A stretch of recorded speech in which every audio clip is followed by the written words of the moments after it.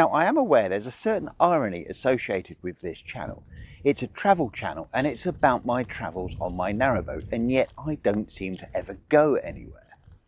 However, that's all soon going to change, because hopefully in the next couple of weeks I'm going to be setting off on a big adventure on the Oxford Canal, going down to the River Thames and then looping back around, possibly via the Grand Union, back to my mooring in Cropredy. Now, for the last few months, well, 6 to 8 months, I guess, well, it's June of last year, so nearly 9 months, I haven't been out of the marina. My boat has been here, moored up, whilst I've been doing a whole bunch of DIY on it. And if you've watched any of my recent videos, you know that I've been very busy polishing it, doing a lot of DIY on the inside, fixing things. I've had trouble with the engine, and basically that's all my videos have been about. DIY. But hopefully, as I say, that will soon be changing, because if all goes to plan, next week or the week after, I'll be setting off on my travels.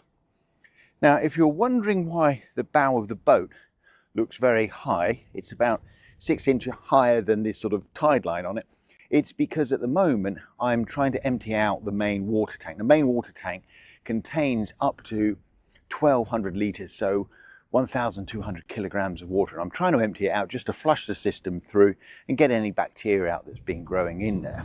So that's why it's looking like it is. So, narrowboat, as I say, I've been polishing the outside. I'm very pleased with how the outside has turned out. I've got a lot of the horrible marks off it. I've also been busy painting the barge pole, the boat hook, and the box and the plank, so I'm very pleased with those as well. I've still got a little bit of work left to do on the doors, and that's pretty much me finished with that type of work. And it's very windy here, sorry about that if you get the wind noise. There are a couple of boxes that I need to paint, which you can see here, and hopefully if I can get those painted in the next few days, we should be done. Inside the boat, not a huge amount has changed. The biggest changes I've actually made are in the bathroom. And if we go and look at the bathroom here,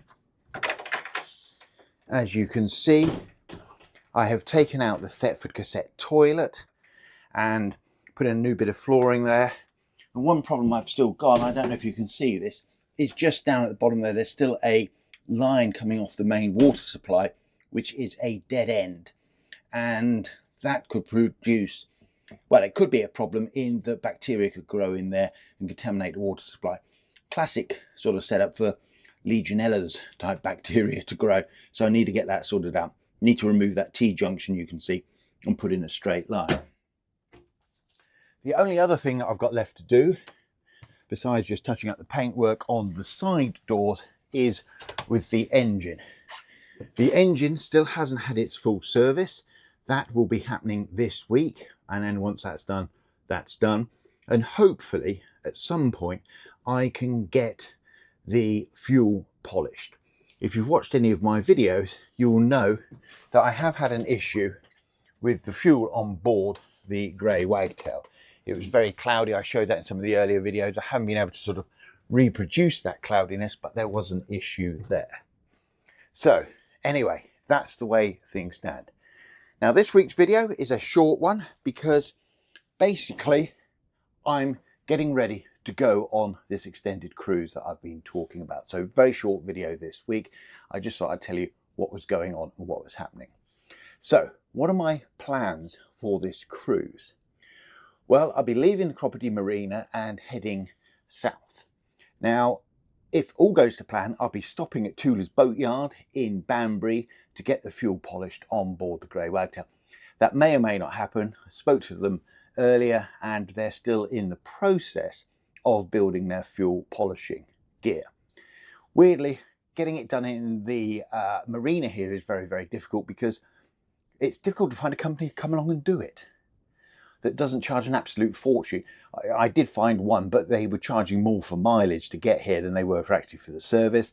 And another company, I was talking to them about them coming in and removing the fuel and putting fresh fuel in, and it got all very sort of legal in terms of what they could do here, was they insured to do it, etc., etc., and it became an absolute nightmare, so I just sort of dropped that. I can appreciate the marina's point of view on this, because if you look at the marina, there's only sort of a couple of entrances into it, very, very narrow entrances. And there's a lot of water in here, so anything that gets into the water here, it's going to take forever to be dispersed and get out onto the rest of the canal system. So yes, I can see why they have rules about not refilling your boat when it's moored at the pontoon, and possibly not doing diesel work or having your fuel polished, etc. But it is a bit of a nightmare. So hopefully I can get it down to Tooley's and get that sorted. If I can't, I will continue down from Tooley's, down past Banbury and into Oxford, and then join the River Thames. To join the Thames, I've got to get another license for the boat. Hopefully I can get that sorted out. And then from there, I was planning on heading up to one of the possible sources, and I'll say more about that in another video, one of the possible sources of the River Thames. I was going to go up to Lechlade, more up there, and then work my way back down the Thames. However, I was originally going to leave on this journey early May, give myself plenty of time to do things, and here we are at the end of May and I'm still in the marina.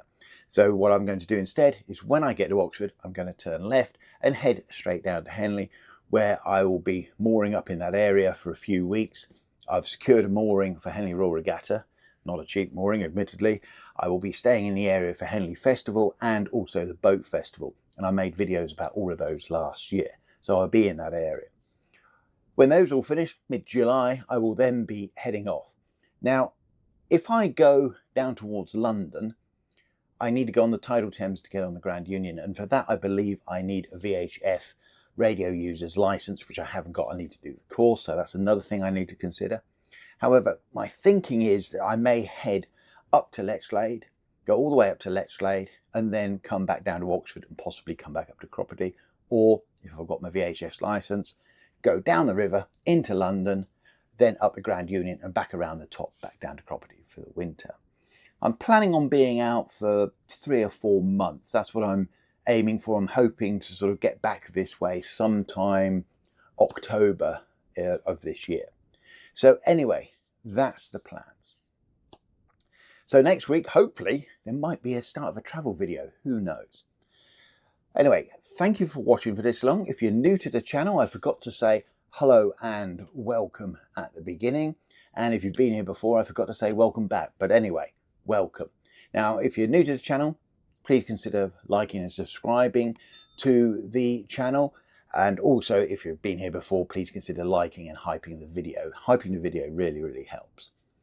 And that's basically all I've got to say. Very quick one this week. Oh, and don't forget to consider subscribing to the Grey Wagtail newsletter. It's a free newsletter on Substack. I don't bombard you with emails. I just let you know when one of these videos is coming out. Anyway, that's it for now. Thanks for watching for this long. Bye for now.